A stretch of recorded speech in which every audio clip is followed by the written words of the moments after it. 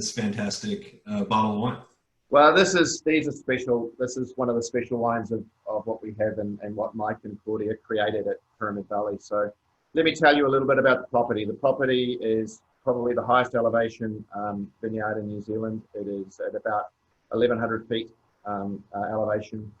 It is genuinely cool. So from a growing degree days, that sort of in between Champagne and Burgundy in terms of growing degree days. So genuinely cool.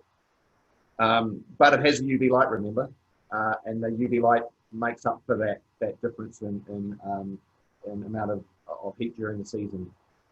But the real special thing is when you combine those two things, the temperature and the elevation with the soils on this property, which make it the unique story of New Zealand, in that there's only 2 or 3 tiny places in New Zealand that have these soils.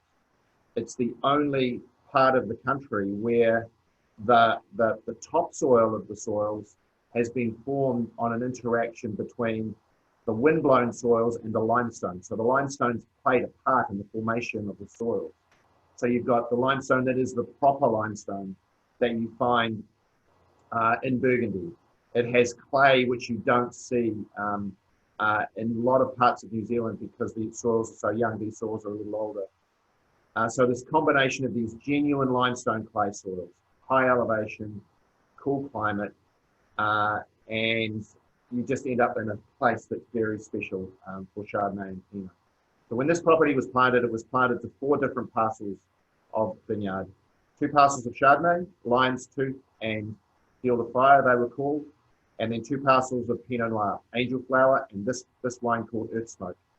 The reason for those names is that when Mike and Claudia planted these parcels, is they named the parcel after the dominant weed that was growing in the vineyard, in the pasture. So it wasn't a vineyard at that point. So this was back in the early 2000s. So this is fumery, and so the common name for fumery is earth smoke. It just looks like the earth is smoking when this is flowering like that. So that's why it's called earth smoke. Field of Fire was one of the Chardonnays, is named after couch grass. So you can see this sort of couch grass. It's almost like it's sort of smoking and flaming when the seed head is on couch. And then you have Lion's Tooth, which is dandelion.